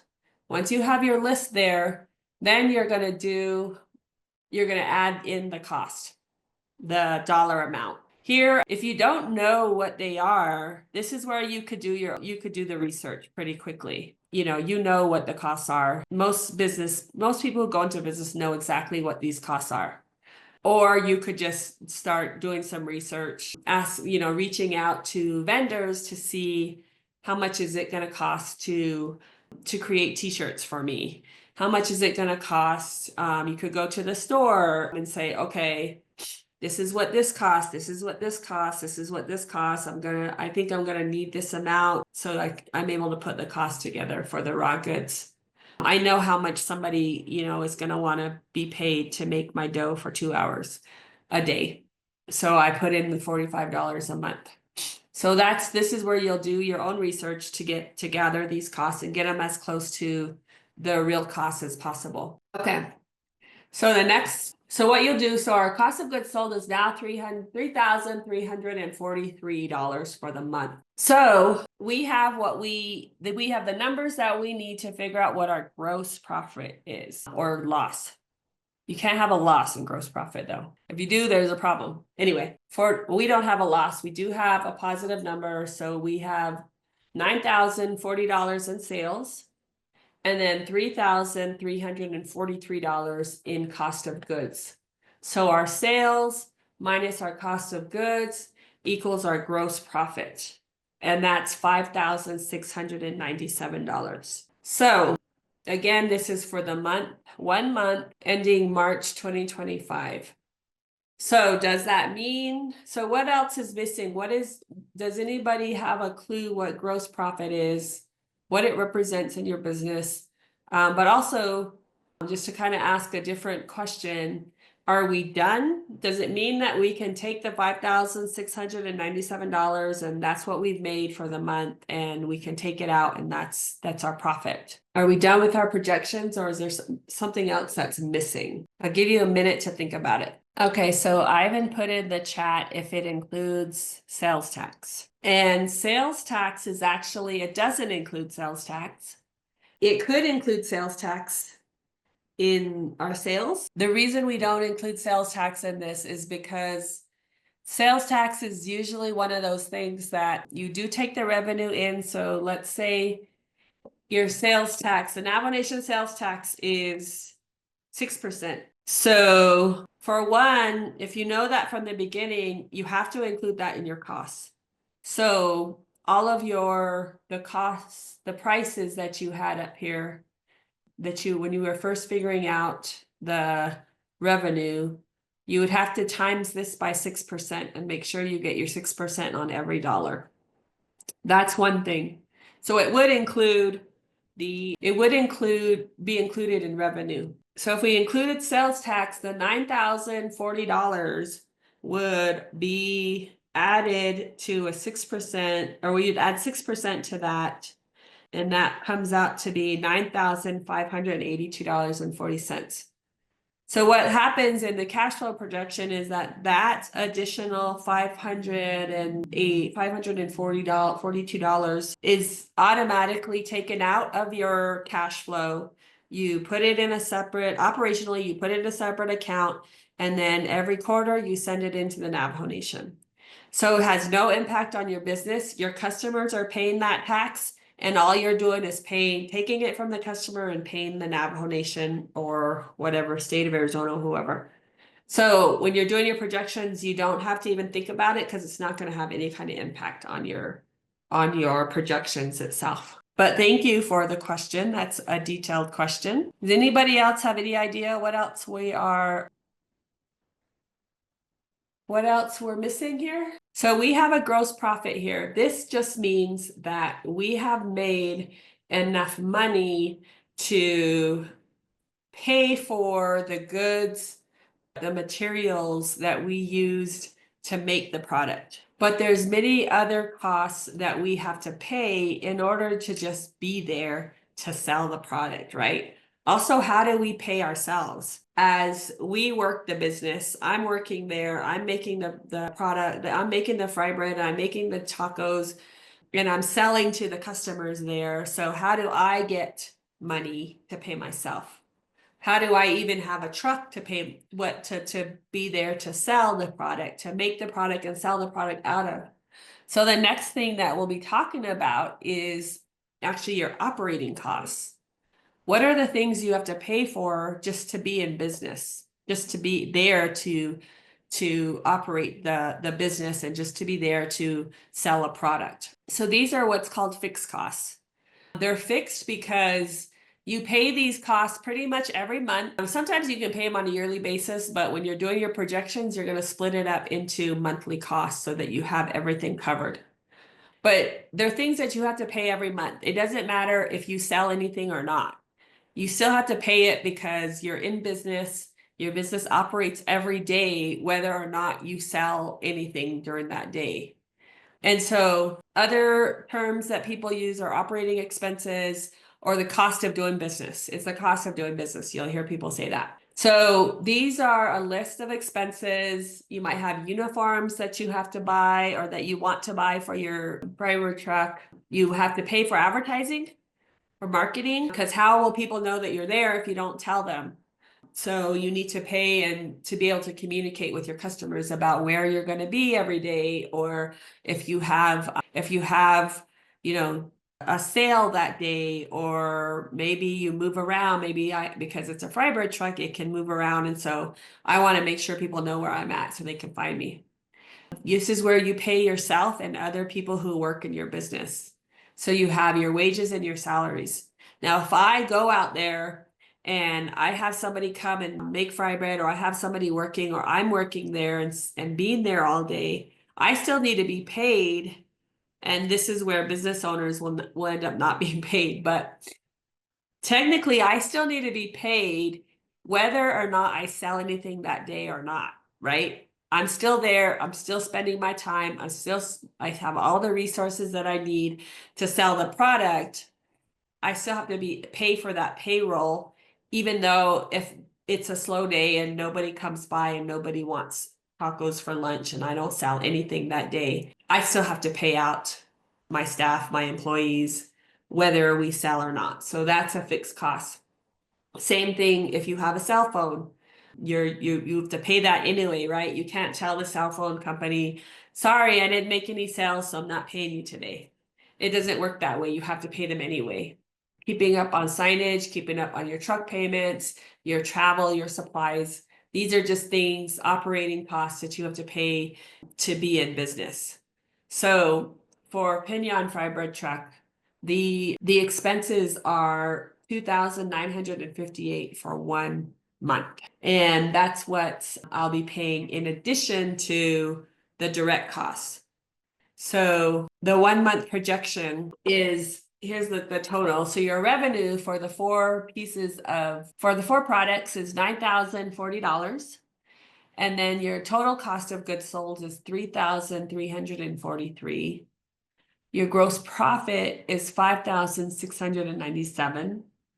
So then you take your total revenue or total sales of the $9,040. You subtract your cost of goods sold, and then your gross profit is $5,697.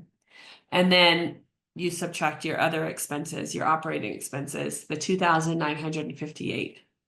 So our net operating income is 2,739. That's to just keep it very simple, that's the net cash flow, positive cash flow, $2,739 that's coming into your business for that month. So when we think about the way that we manage the company, and once you have your projection done, this came out positive, but it might not come out positive. It especially might not come out positive when you first start your company, because you have to figure out how these numbers all work together. And when you're managing your company, you're wanting to make sure, obviously you want to keep your costs lower, right? At the lowest you can keep your costs, the better, because the end of the line, the end of the day, you want to have a net positive cash inflow at the end of the month. But if you go, let's say I decide maybe I'm using bluebird flour, but I can save some money and use a different type of flour, but it makes my dough really hard and my fry bread, the quality of my product suffers. And then you're going to have an impact on your revenue.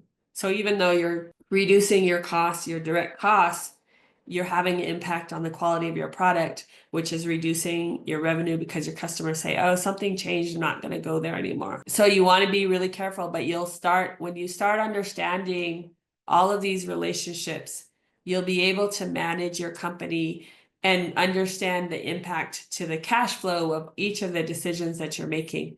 What if I have a t-shirt company and I decide, oh, you know what? I can actually get better t-shirts if I buy more at one time. And then I go ahead and do that, and I can make a bigger profit per t-shirt because I'm spending less. Then that might be a much better decision, because the quality doesn't change. It's just that I'm spending less per item. So when you're looking at your cost of goods sold, that's where you can make an impact on the cost per item that you're selling. If you go down into your operating expenses, those are collective costs. They don't impact the per item costs. It's across the board with all of the expenses that go across the business of just being in business. Maybe you can save money on travel by going to purchasing gas at a different gas station that's cheaper, or maybe you decide that you can get a better deal from a different cell phone company. Those costs are things, if you can get them as low as possible, they probably have very little impact on the quality of your product. Maybe not so much with payroll though, if you're a service company. So these are things when you want to study the business that you're in and the industry that you're in to understand what are the things I need to manage within my company that can help me to get a better result on the bottom line. But so for now, you're just trying to get to your projections. So we have the Pinion Fry Bread Truck 1 month projection. What does that look like over time? How do we turn this into a 3-year projection? So, and then how do we think about it if it's a startup business? So we went through the guessing method. We came up with our revenue by guessing. We came up with our cost of goods sold by guessing. Not really guessing, but doing the research to find out what are the actual costs. Same thing with operating costs. You can do the research to figure out what those costs are. So we think we're pretty close to where it should be. But the other thing we have to think about if we're a startup is what about costs that you incur before you even start the company? Let's say you have to buy equipment. How do you consider that in your projections? What if you need to get a loan? What does that mean for my projections? How much money do I need to get started? Because you can't open your business on day one and not have any money, right? I can't go out there as a fry bread truck company and have, no money in my pocket. And so if somebody comes and they buy one piece of fry bread and they give me a $10 bill and I don't have any money to give them $7 back, that's not going to work. I need to put money into my gas in order to get there. I have to be able to buy materials. So there's startup costs involved. How much startup costs, startup capital, how much cash do I need to get the company started? And so we use a startup worksheet. This is what it looks like. And we basically just go down line by line and we fill this in. You fill in the opening balance with the checking account. A lot of times people have a hard time with that one because it's basically, you know, they just start with a number like $500, or maybe they might start with like, they'll look at their, if you go back to your operating costs. So our total expenses for 2000 for 1 month is 2,958. So ideally you'd like to have at least $3,000 to cover your expenses, assuming you don't sell anything. Now, you know, you're going to make sales over the month, but you don't know what the sales are going to be. So if you can at least cover 1 month's expenses, then you'll be able to, then you'll be pretty solid for at least for the month. But then you'll also need, you know, and then the sales that you make usually should be able to cover your cost of goods sold if your pricing is right. Now, if you're pricing really low and your cost of goods sold are not being covered, you're gonna be out of business pretty quickly. But you're also, that's how you're also going to know that, you know what, my costs have to, my pricing has to be higher than this in order to at least cover my cost of goods sold. And then over time, you'll build up your cash as you are able to manage your operating expenses. So those are all the things you can figure out if you're able to look at your cash flow projections. And then you put in the whatever you need for your production equipment. So here I would put things like the truck. Actually, I think there's no, yeah. So I'll need a food truck. I'll need cooking equipment. I'll need propane tanks. I'll need tables and chairs maybe for people to sit. So I would add up, I do the research to find out how much all that's going to cost. And then I would add it up and put it on this list. Furniture and fixtures, oh, I guess that would cover the tables, the chairs, maybe the tent or the umbrellas, whatever I want to put on there. So I put that there. Leasehold improvements, this is where if you're going to lease a space, you would put any kind of plumbing, electrical, painting, things that you need to improve your business site. You would put that, you'll have to pay for to open the business. You'll put that there. And then initial inventory is really for if you're in retail and let's say you're trying to open a store and you need to have a full store before you open, right? So what is that going to cost you? And that's, again, you'll research the wholesale price and what's the square footage, how much retail space is there, what's the quantity of products that you need to purchase to fill that space. So you'll figure that out doing additional research. Again, if you are starting a retail company, you probably have experience with that. So you'll rely on your experience as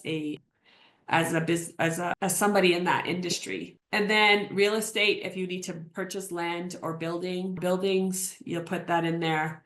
Any deposits that you have to make. Let's say you need to pay for a deposit on your insurance. You need to pay a deposit on your electrical, your utilities. All of those deposits, you have to have the money to do so, right? So you want to put that into deposits that are eventually refundable, but that's where it goes. And then these are other costs, licenses and permits that you might need. You might have a rent deposit, insurance deposit, some initial advertising to do some marketing that you're opening your store, or I might say, I want to put flyers up at all of the workplaces so they know that my food truck is going to be there. It's opening up. And then any other expenses. So all of these rows will add up to the total startup capital needed. And then if you yourself as the owner is paying for any of this, this is under owner share equity available. So let's say all of this adds up to $20,000 and then you have $5,000 that you want to put into your business. So then you would put in $5,000 there. And then the amount to be financed would be $15,000. So this worksheet that we use We'll then put in the terms of your loan, how many years the loan will be paid back, what's the interest rate, and it'll come up with your payment. And then it'll also tell us what is 1 year's payment gonna, 1 whole year, so 12 months of payments gonna be. And then what depreciation there's gonna be, and then the annual depreciation, which we won't get into that today.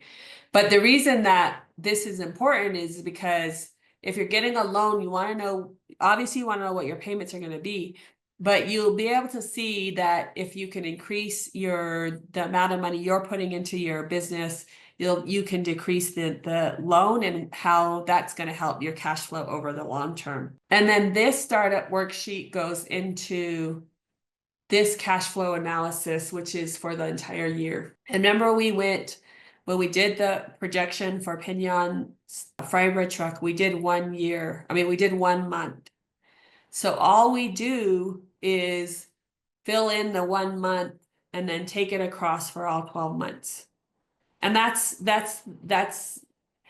a very simple process. You can, let's say, I can only sell Pinion out of a fry bread truck when the weather's warm, right? So March, April, May, June, July, August, September, October. Luckily, we live in Arizona, so we have a lot of warm months.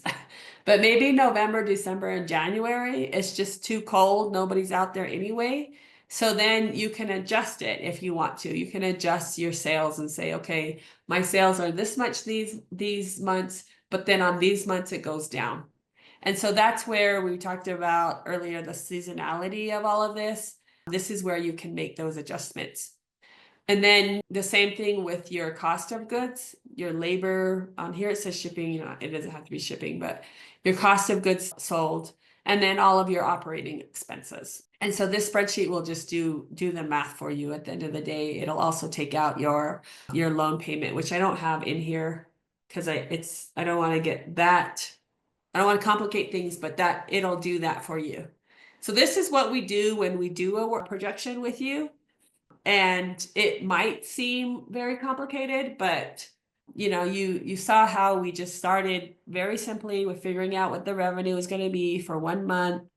We have sort of a formula to figure that out, to figure out what the capacity is for your business, the number of people that are working, how many labor hours you might have, or how many hours you're open. It's different for every company, but at least there's a formula you can think through to get your revenue.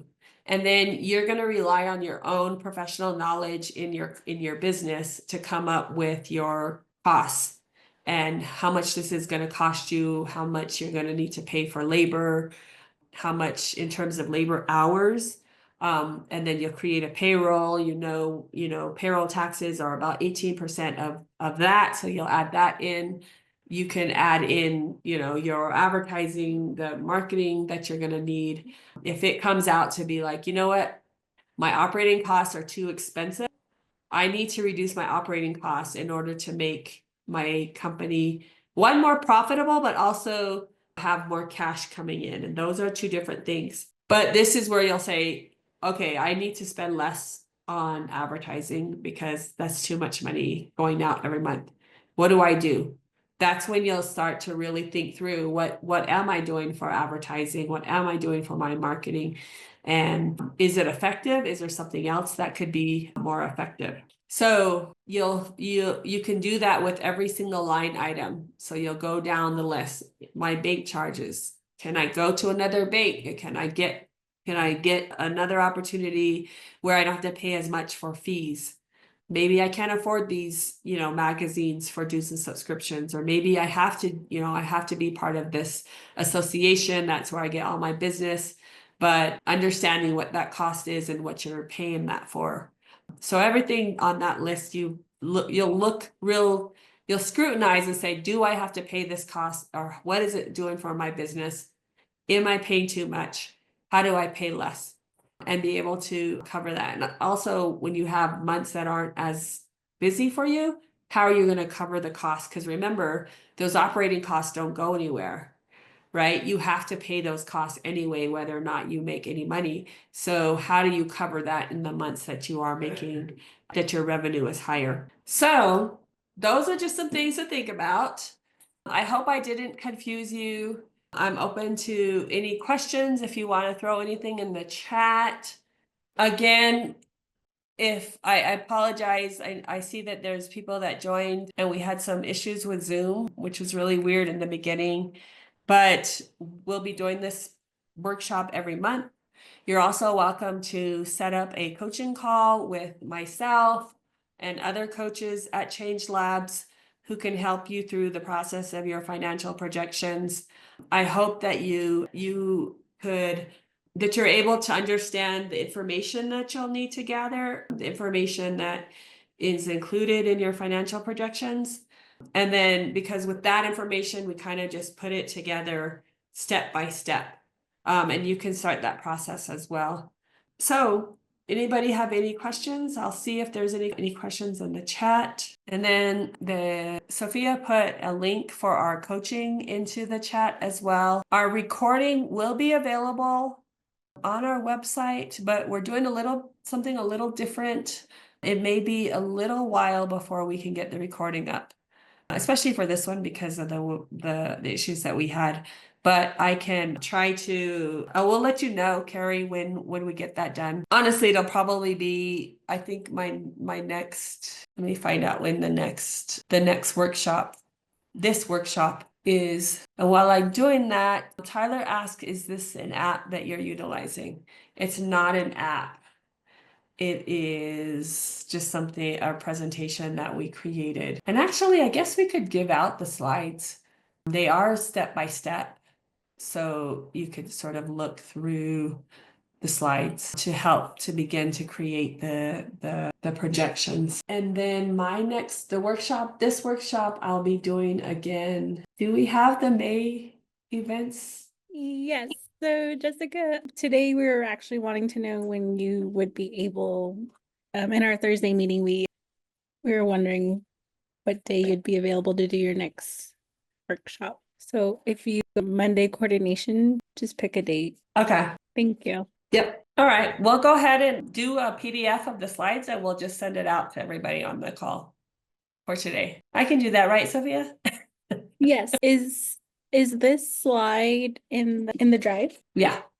Okay. Yeah. All right. And I'm looking to see when I think I'm going to, I thought we had that there was a cadence that we were trying to stick to, but if that's not the case, then I will pick May 8th to do my presentation. So May 8th, which is only like 3 weeks or 2 weeks. 3 weeks? Sounds good. Yeah, I don't think for this month, just because of all of the upcoming activities we have for May and everyone being in travel.